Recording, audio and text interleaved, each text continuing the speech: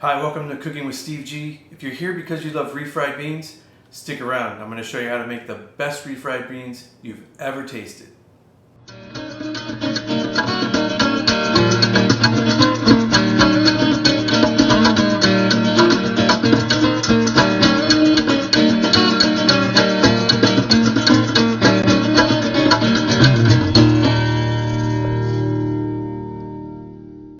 So there's three things that determine whether or not I will return to a Mexican restaurant for another meal. First, the chips and salsa. If they're not good, if it's not quality homemade salsa and really good in-house homemade chips, chances are the rest of the food is going to follow suit and be, low quality. So I won't return. Secondly, the rice.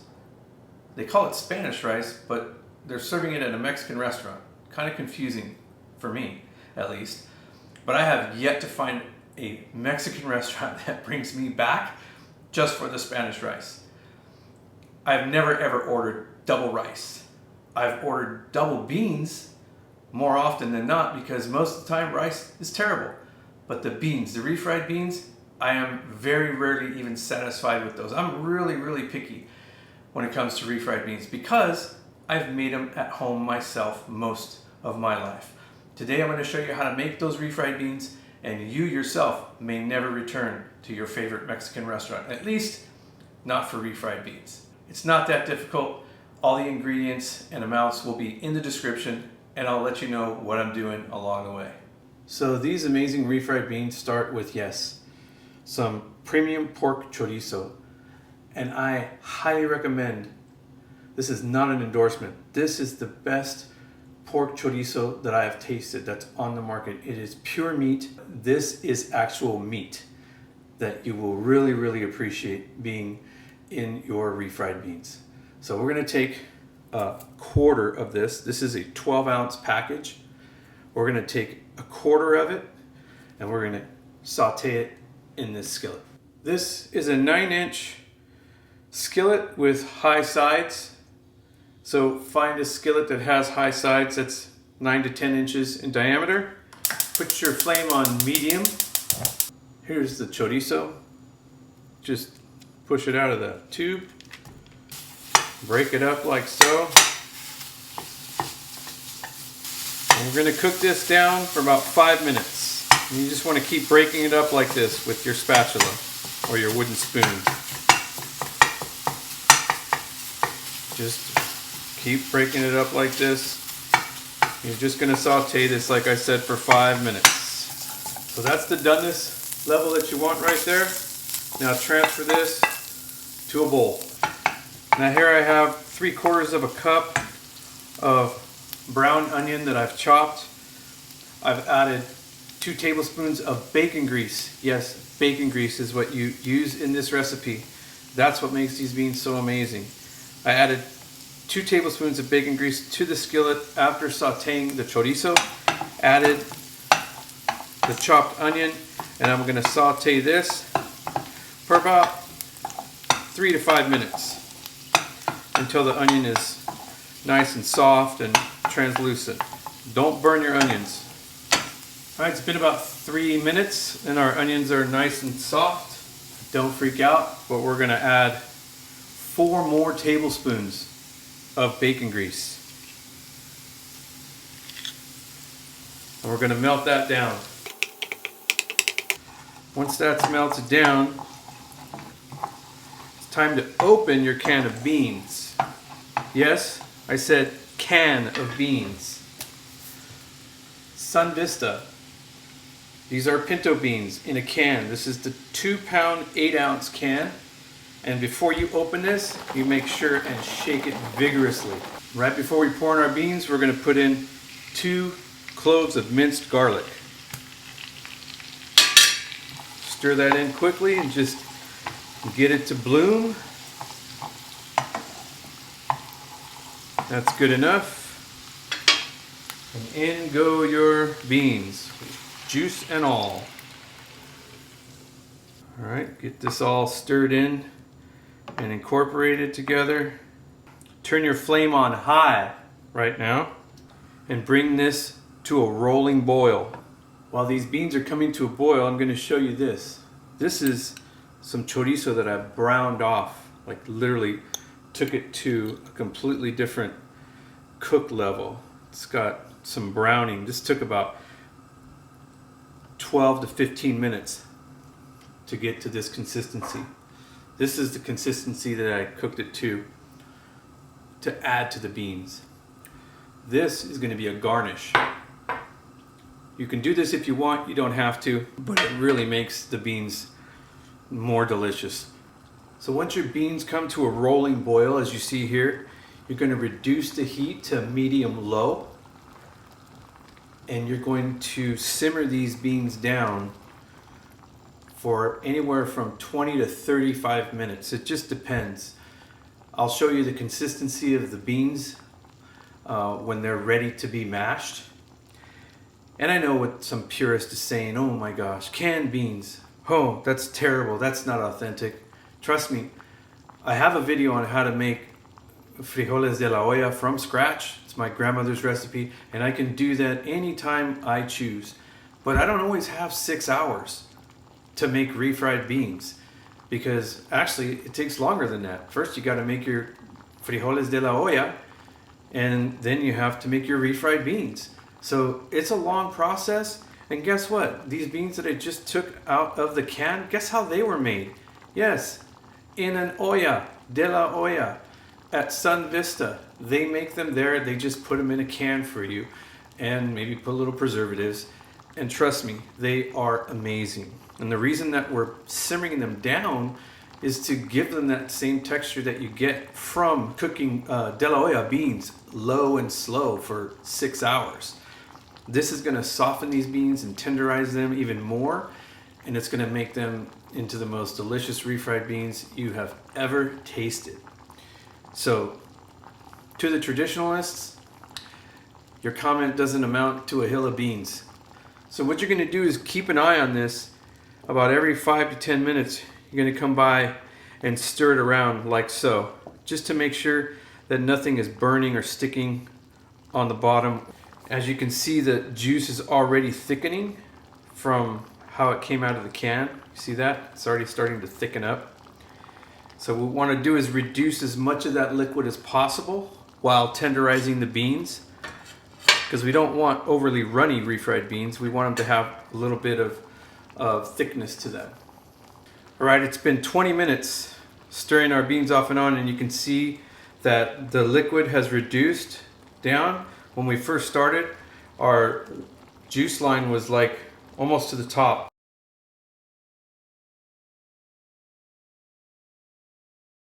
So it's reduced quite a bit, and you can see now we've got this thick juice right here. See that?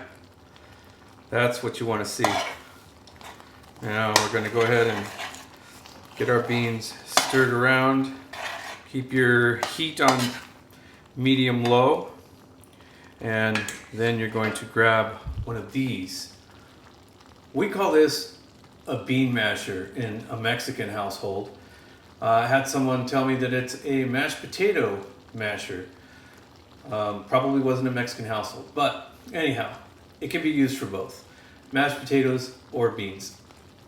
I like this because I like a finer mash, a smoother mash, and this achieves that. So we're just going to start going around in a circle on the sides. Go around the sides just like this and turn when you press down, because you want to smash and turn, mush the beans. You're trying to get them into a smooth consistency by mashing and turning like so.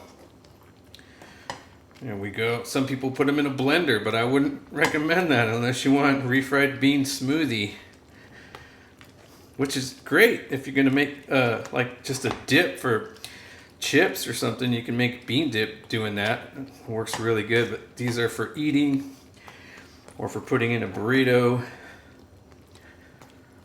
So we're going to go around and mash them really nice and smooth. And depending on your preference, if you don't like them really smooth, You can stop your mash right now like this and keep some whole beans in there if you like.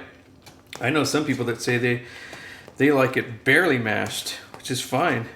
But I do like a finer, smoother bean. So this is looking pretty good actually.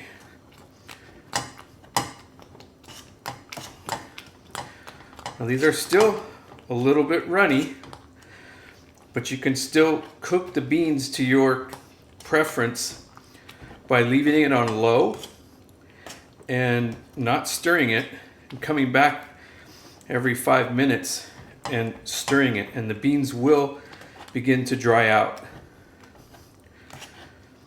So I like this consistency here because I'm going to add the chorizo to the beans now, and then I'm going to continue to cook them down just a little bit more. Now we're going to take our chorizo, drop it in, get that stirred in to your beans. And I highly recommend that you do not use a non-stick skillet to make refried beans unless you have a silicone bean masher, because you will destroy the Teflon surface of your beans using a metal masher and or metal utensils like so. Get this all stirred in there real nice. Man, these are looking so good. Look at that texture of those beans. Just amazing. And you'll notice we haven't added any salt to these beans. And that's because everything that we've put in them, starting with the bacon grease and then now the chorizo, all has lots of salt in it. So, not to say that it won't still need salt, but we're going to taste them once they're finished, and then we'll season as needed. If you need salt, salt to your preference at the end. And that's a nice consistency for a Mexican dish. Like if you're going to make enchiladas or tacos and you want beans and rice on the side, that's a good consistency for your beans. If you're going to make it for burritos, you need to dry these beans out more so that they're not so runny. It's kind of hard to keep them in the burrito when they're all runny. So if that was the case, you would continue to let the beans simmer like that. You see how they're boiling? On low, and come back every 5 minutes and give them a stir, and continue to do that until you get the dryness level that you want. I'm going to taste these beans. Wow, those are amazing. They don't need anything. They don't need any salt, any other seasoning. They are good to go. Now I'm going to show you how I like to finish them and serve them up. This is a blend of Asadero cheese and Oaxacan cheese that I've grated. These are the cheeses that they tend to use in queso fundido, which is an amazing appetizer dish with chorizo and cheese, melted cheese. So I'll basically just take some of this cheese and sprinkle it over the top like so, evenly. And then that chorizo that I browned off earlier, I'm going to come over the top of that cheese with this and finish it beautifully with some chorizo crumbles.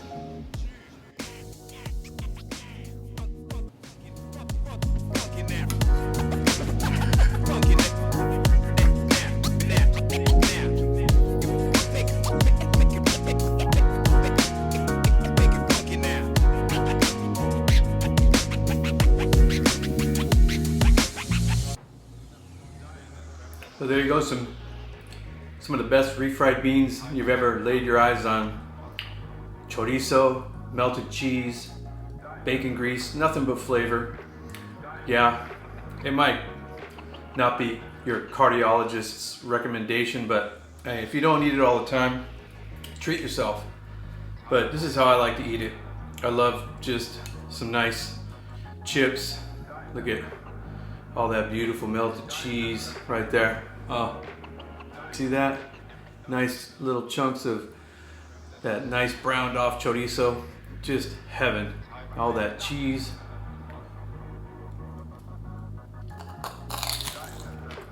Oh, so decadent. Literally a Mexican restaurant, if they made beans like this, they'd have a line around the corner. Trust me. Probably because it costs too much and takes too much time and energy. And the restaurant business is just turn and burn, baby. You know how it is. But you can do this in your home, and you, like I said before, you'll never want to eat refried beans again at a Mexican restaurant. So try this. Let me know in the comments if you have any questions. But thanks again for joining me on another episode of Cooking with Steve G. Take care. We'll see you next time.